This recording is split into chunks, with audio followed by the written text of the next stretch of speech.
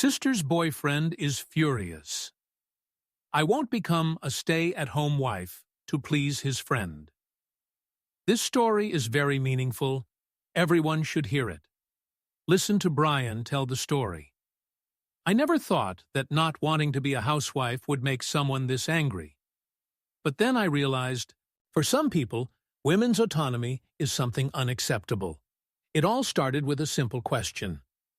Hey, when are you planning to settle down and get married? My sister's boyfriend Josh said as the family gathered in the living room one weekend night. I glanced at him from the sofa where I was sitting. His eyes were searching, as if he expected a particular answer from me. I shrugged, trying to keep my voice calm. I have no plans to date this year. Josh raised an eyebrow, seemingly dissatisfied with my answer. Why? You can't keep avoiding me. I sighed, feeling discomfort creeping up on me. I just don't want to. Besides, I just broke up last year. Josh crossed his arms, leaning forward. I have to move on. I can't be alone forever. I raised an eyebrow. Why not? He sighed in disappointment, as if I had said something stupid. A girl should have a man to take care of her. I laughed, unable to believe his confidence. Who said that? He looked at me like I was a stubborn child. I have a friend. He is a good guy. Wants to find a girl to marry and have a family. You should think about meeting him. I shook my head immediately. No thanks. Josh frowned. Why? He is a good man, has a stable job, very serious about marriage. Because I don't want to. I emphasized each word. I don't care who he is. I'm not looking for a relationship right now. He sighed, but eventually gave up. At least, that's what I thought. 2 days later, I found out that it was not over. When I visited my sister Sophie's house, she was busy with the kids, as usual. I sat down at the dining table drinking a glass of water when Josh appeared. He propped himself up on the chair across from me, speaking as if he were about to preach. Hey, have you ever thought about becoming a housewife? I put the glass of water down on the table, raising an eyebrow. No. Why? Because I don't want to. I'm not sure I want to have kids, and I don't want to stay home and take care of the family all day. Josh smirked. Are you serious? I crossed my arms. Totally serious. He leaned back in his chair, his expression incredulous. You know, being a wife and a mother is the most wonderful thing a woman can do. I shrugged.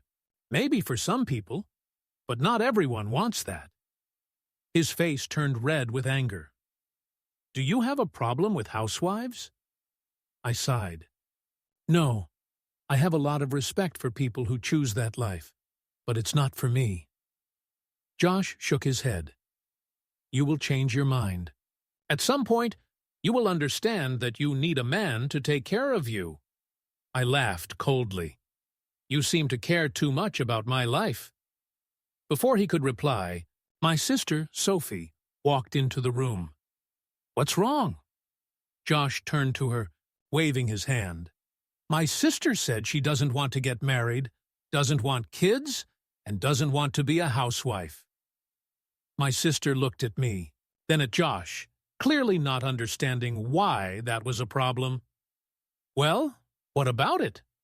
Then it's wrong, Josh almost shouted. I laughed. Are you kidding me? But Josh didn't find this funny at all. This is a moral issue, he insisted. Women are made to be mothers. It is God's plan. I stood up, feeling the blood rush to my head. You have no right to decide anyone's plans but your own. I'm just trying to help you. I stared at him. Help me? By forcing your thoughts on me?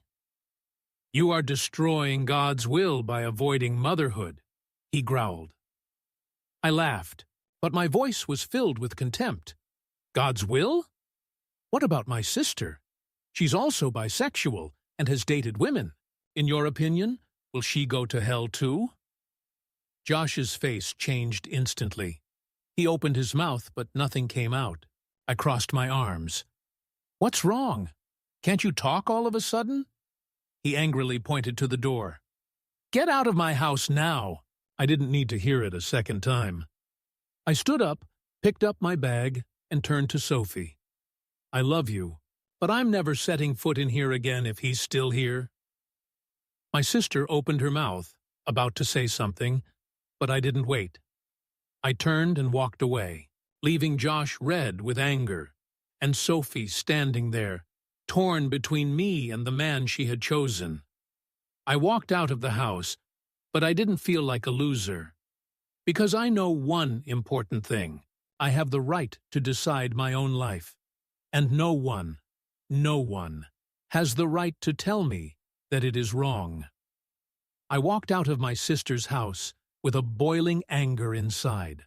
Josh not only violated my freedom, but also tried to impose his thoughts on me, as if I was a child who didn't know what was good for me. It was dark. The cool evening air filled my lungs as I walked down the steps. I took a deep breath, trying to calm myself. But as soon as I opened the car door, my phone vibrated. I glanced at the screen. It was Sophie. I sighed, not wanting to hear another lecture from my sister about how I had to respect Josh's beliefs. But then, my anxiety made me press the listen button. "What is it?" I asked, my voice dry. On the other end of the line, Sophie sighed. "Am I really going to make a big deal out of this?" I chuckled. "You? Making a big deal out of it? Josh is the one who kicked you out of the house just because you refused to live the way he wanted." My sister was silent for a few seconds before softening her voice. "Josh only cares about you." I clenched the phone in my hand. He doesn't care about me. He cares about controlling me." "I know he only wants the best." I laughed, bitterly. "Who does he want the best for? For me, or for his own stubborn thinking?" Sophie sighed again. "It's just, I don't want to lose you." I could feel the sincerity in her voice, and it made my heart clench. I love my sister. I really do. But I can't be around her when she lets a man like Josh manipulate this whole family. "You didn't lose me," I said, my voice softening. "But I won't apologize for saving my life." My sister was silent for a long time before whispering, "I understand. I'm not sure if you really understand, but at least for now, I don't want to argue anymore." I tried to ignore it, but Josh wouldn't leave me alone. 2 days later, a text message from an unsaved number appeared on my phone. "You are selfish." I frowned, but then immediately realized who it was. Josh, I did not answer. Another message came soon after. "You are going against God's plan. Women are born to be mothers, not to run after careers or meaningless things." I blinked, feeling another surge of anger. Did he really believe he had the right to interfere in my life? I took a screenshot of the message and sent it to Sophie right away. "Is this the person you said only cares about me?" She just looked without answering. A week passed, and I thought things had calmed down. But then, at a family dinner, I found out Josh had stopped texting me. As soon as I walked into my parents' house, I sensed a strange atmosphere. My 2 remaining sisters, Amy and Claire, were sitting on the sofa, looking angry. My dad was standing in the middle of the room, his arms crossed, and my mom looked worried. "What's going on?" I asked, looking around. Amy raised an eyebrow. "You don't know. Josh is spreading rumors about you." I frowned. "What?" Claire nodded, her eyes full of anger. "He told everyone that I was an antichrist, that I was selfish, that I had no respect for housewives. He even told me that I didn't deserve a family." I clenched my fists, feeling a surge of anger. "He can't be serious." Amy chuckled. "Oh, trust me, he was serious. He even said I was going to hell because I was bisexual." I stopped. I knew Josh was conservative, but I didn't think he would go this far. So he decided to attack you in every way possible, right? I said, my voice cold. Claire crossed her arms. Yeah, and the problem is, some people believe him. I closed my eyes and took a deep breath. My father stepped forward, his voice low. Daughter, what do you want to do about this? I opened my eyes and looked straight at him. I want to end it. I'm not a confrontational person, but this time I couldn't stay silent anymore. I called Sophie. When she picked up the phone, I didn't beat around the bush. Josh is spreading rumors about me. Do you know? My sister was silent. I smiled faintly. You know, right? I think he's just angry. He didn't mean it. I gritted my teeth. If he didn't mean it, then why did he lie about me? Why did he say I was going to hell just because I didn't want to be a mother? You're making a big deal out of it. I laughed, but there was no humor in it. So you're on his side? My sister sighed. You're making me choose. No, I replied. He was the one who made me choose. Silent. Then my sister whispered, I'm sorry. I don't know what she's apologizing for not standing up for me, or for realizing she chose the wrong person. I decided to cut off all contact with Josh. I blocked his number, unfollowed him on social media. But I know, sooner or later, I will have to face him one last time. And I had no intention of leaving that confrontation without leaving my mark. I knew I had to face Josh one last time. I couldn't let him continue to manipulate everyone around me, making me the villain in the twisted story he was making up. I have nothing more to say to him, but I have something to say to Sophie. I arrived at her house on a Sunday afternoon.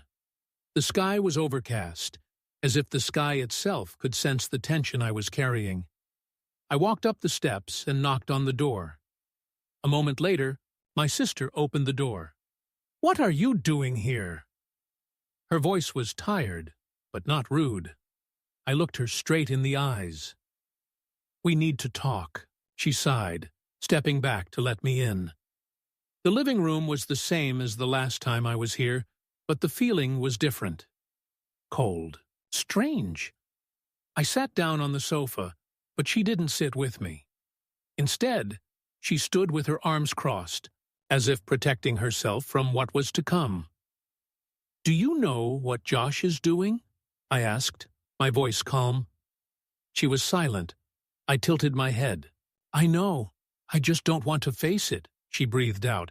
He's just trying to defend his point of view. I laughed, losing all patience. Protect your point? By spreading rumors about me? By telling people I'm a selfish jerk? By saying I'm going to hell? She closed her eyes, as if trying to contain her emotions. I don't know who he told what to. Then let me help you, I said, pulling out my phone and opening the text from Amy and Claire. I handed it to her. Read it. My sister slowly picked up the phone, her eyes scanning the screen. I saw her hands clench, her jaw tense. When she raised her head, her eyes had something like regret. I don't know, she whispered. I crossed my arms and looked at her. You chose to side with him instead of protecting me. You let him manipulate your thoughts. Don't you see? My sister sat down on the chair, putting her hand to her forehead, looking tired. I just want to keep the peace. I shook my head. Keep the peace by letting a controller decide someone else's life? By letting him trample on your freedom? I have no answer. I took a deep breath. I didn't come here to apologize.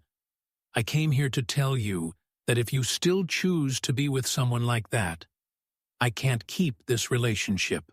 My sister looked up, startled. What do you mean? I will cut off contact. With you, with Josh, with anyone who supports him. I can't do that, she almost screamed. I can. I stood up. And I will. My sister looked at me, her eyes full of pain. "You're leaving me?" I pursed my lips, trying to keep my voice steady. "I didn't leave you. You chose him over me. These are the consequences." Silence filled the room. I knew my sister was struggling. I knew she loved me. But I also knew how much Josh had manipulated her. I can't save you if you don't want to save yourself. I turned and walked out the door. "Don't do that," my sister called after her. I stopped in the doorway. "You can get rid of him any time, but I can't be here to watch you destroy yourself." Then I walked away. I don't go back. Josh didn't give up right away. A week later, I received a text message from an unknown number. "You are such a stupid woman. No one wants to be with someone like you." I stared at my phone screen, feeling a deeper sadness than anger. Josh could say whatever he wanted. The truth was, I didn't need his approval. I blocked the number immediately. I slowly feel more relieved without Josh and his toxicity in my life. I focus on work, on the future, on the things that really matter. Then one day, I got a text message from a familiar number, Sophie. "I'm sorry." I sat on the bed, staring at the message. I didn't reply right away. I didn't know if she was truly sorry or just lonely. I decided to let her prove it herself. Sophie came to see me 2 weeks later. She looked different. Not in any obvious way, but there was something in her eyes. Weariness. Realization. "I broke up with Josh," she said as soon as I opened the door. I said nothing, just looked at her, waiting. She laughed bitterly. "I was wrong. I was blind." I folded my arms, waiting for more. She sighed. "I just wanted a family. I thought if I stood by him, everything would be okay." I nodded slowly. "And now?" "Now I know that a man who truly loves me will not force me to go against his own family." I looked at her for a long time. Then I stepped aside, leaving the door open. She walked in. Life goes on. I don't know if Sophie and I can ever fully make it work, but I do know one thing. I chose myself, and it was the right decision. What about Josh? He disappeared from our lives. Maybe he found another woman to manipulate. Maybe he was still bitter about the fact that I dared to go against him. But that doesn't matter anymore. I got my life back, and no one can take it away from me again. What do you think about this story? If you ever encountered a controller like Josh, what would you do? Leave a comment below.